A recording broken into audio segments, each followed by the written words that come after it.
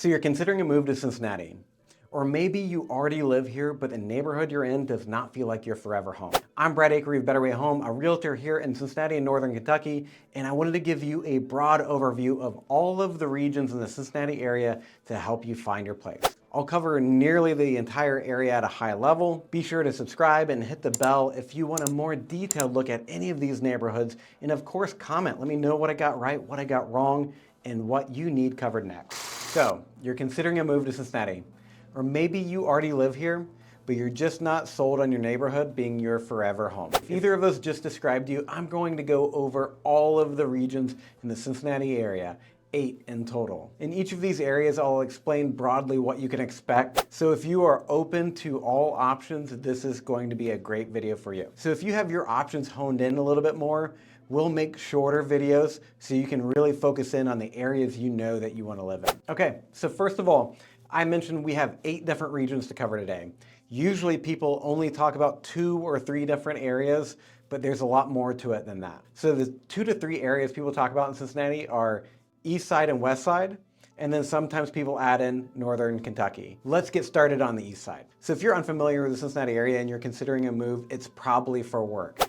A lot of times, depending on the companies you're working for, you're going to hear about places like Hyde Park, Mount Lookout, Oakley. These are some of our most popular areas, especially if you're looking to be close to the city. These East Side neighborhoods tend to be very walkable. They often have homes with historic charm, and they're in great condition typically. The first neighborhoods I mentioned are some of the most expensive in the Cincinnati region. However, there are also more affordable areas on the east side. For that, you can look at areas like East Walnut Hills, Pleasant Ridge, Norwood, Columbia Tusculum, and Madisonville. Again, these are all on the east side, but they're definitely not suburban. They're an easy drive to downtown and over the Rhine. These are great neighborhoods if you want to be near restaurants, bars, nightlife, but still have room to yourself. You're not going to have huge expansive yards, and you might not even have a garage, but you're going to have all of the neighborhood amenities that most people who are looking for a tight-knit neighborhood are looking for. All right, let's go to the west side. Again, there's this big east side, west side debate, and if we're really generalizing and using stereotypes that I don't really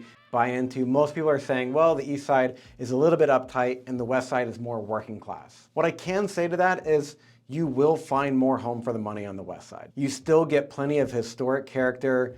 Some of the homes can be smaller, but there are actually really massive homes there that you can buy for really affordable prices. Some of the best views of downtown are actually on the west side. This part of town tends to be hillier, which also drives one of the problems, in my opinion, on the west side. It can be harder to navigate on the west side because the roads really do wind around and there are fewer direct routes to go anywhere. Not to mention, a lot of the west side was kind of cut off by all of the railroads and the highways that were built up, like I-75. So there is a little bit of a disconnect from the further west side neighborhoods with the rest of the city. So if you move to the west side, expect that you're going to have a longer commute. However, you are likely going to save a lot of money by buying a similar house on the west side as opposed to what you would have bought on the east side. Some of the most notable neighborhoods on the west side are going to be the Incline District, which is a part of Price Hill and has some of the best views of the city there. Westwood is a really popular area that's seeing a lot more restaurants and some breweries pop up over there. I'm going to be a little controversial with this. I actually group in Northside and College Hill as being west side neighborhoods. So in my opinion, these are actually west side neighborhoods. There's a lot that is similar in these areas with the other west side neighborhoods. However, they both have this really artsy and creative personality. Other west side neighborhoods are going to be Camp Washington, Cheviot, Delhi. These are really popular areas. A lot of people who grew up there tend to stay there. One last note on getting to know the west side, it can really change from one street to the next.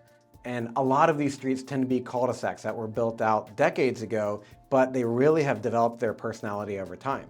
So you might be on one cul-de-sac right next to another, but the people on your street have a very different personality than the people on the other street. I will say, with exception, the west side neighborhoods tend to be less walkable, but there are still some walkable neighborhoods on the west side. The third area we're going to talk about is actually not even in Ohio, and those are the urban areas in northern Kentucky. So we're going to include areas like Covington, Newport, Bellevue, Dayton.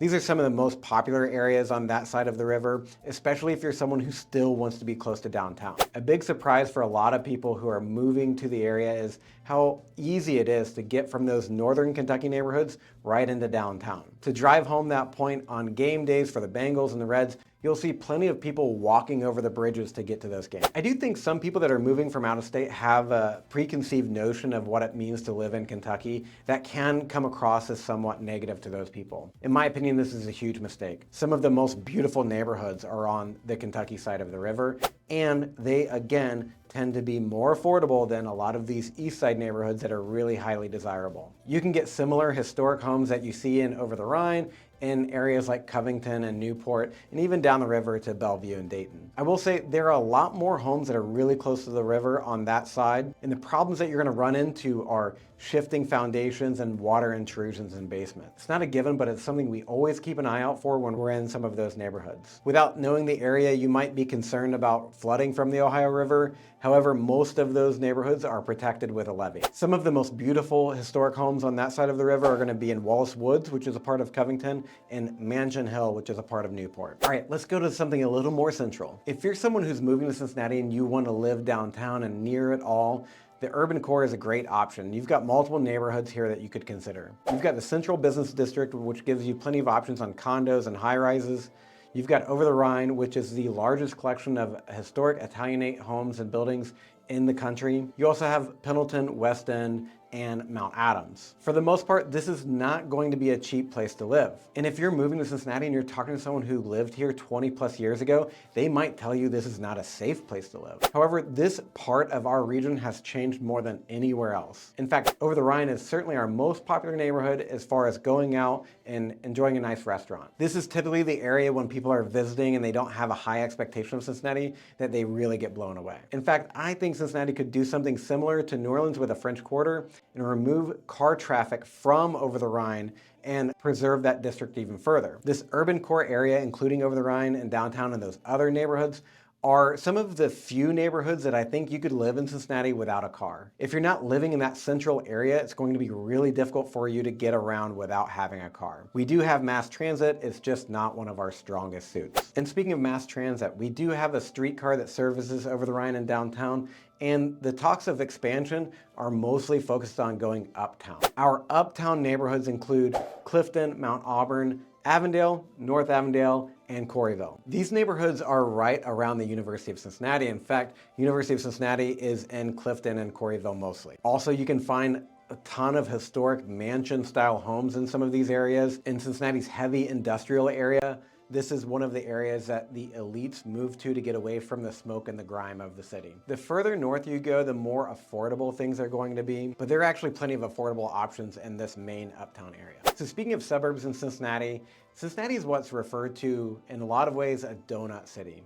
In my opinion, this is changing a lot. There are a lot of people who are moving back to the city, or the people that are moving from other cities are choosing to move in the city because the infrastructure is getting much, much better than what it was in past decades. You're probably hearing from higher ups that are talking about neighborhoods like Mason, Westchester, Loveland, and Blue Ash. These are definitely areas to consider if you're looking for a quiet suburban lifestyle that offers more room to spread out. You do have affordable options, but some of these main areas that I've just mentioned tend to be much more expensive than other areas around. To give a little perspective that may resonate with your current city, these northern suburbs are where a lot of the big box stores are. There's IKEA, there's Costco, there's Sam's Club. If you're looking for that type of lifestyle in the big box stores and strip malls and things like that, that's definitely up there. And then you have the newer builds, the cul-de-sacs that you can get that quiet suburban lifestyle from. This is also the part of our city that turns into what most people think of Ohio. So if you're looking for that stereotypical Ohio lifestyle, that might be the place to be, and that even includes having a larger home. This is one of the areas where you can find some of the largest homes for the money. One note of caution here, if you or your spouse's commute takes you to northern Kentucky, this might not be the right place for you. Traffic's not so bad in the Cincinnati area, but if you're in these northern suburbs, you're as far away from those northern Kentucky neighborhoods that you need to get to on your commute, and you may have to go across the Brent Spence Bridge, which is really a nightmare at times. For the most part, getting across a bridge is just fine. However, if it's your daily commute, you are going to run into issues at times. In my opinion, the eastern suburbs have a little bit of a different personality than the northern suburbs. The eastern suburbs are still in the hills and still much more green than some of those northern suburbs, and a lot of people really like that. This might be the area for you if you're looking for the suburban lifestyle, but with tree cover.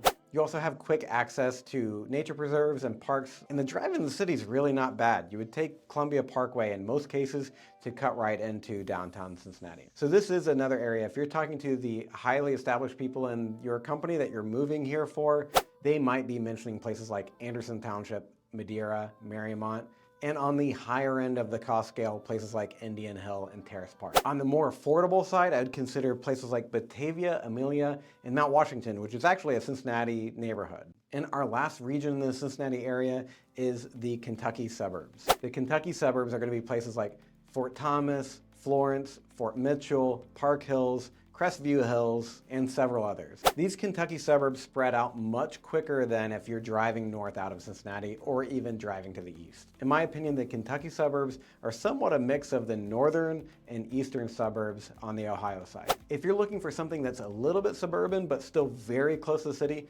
Fort Thomas might be the right choice for you. You can still get larger homes and larger yards in these areas. However, they are not nearly as flat as some of the northern suburbs north of Cincinnati. So for that reason, you might be a little bit restricted on the area that you have, but there are plenty of options all across the scale. Some of the Kentucky suburbs on the eastern part of the area are a little bit easier because you can take the 471 bridge or the 275 bridge, just depending on which part of the city you're trying to get to. I hope this high-level overview is really helpful for you considering any of these areas in Cincinnati. For any of your specific questions, hit the comments, call us, email us, or find us on Instagram @BetterWayHome. I would love to be your go-to resource for all things Cincinnati.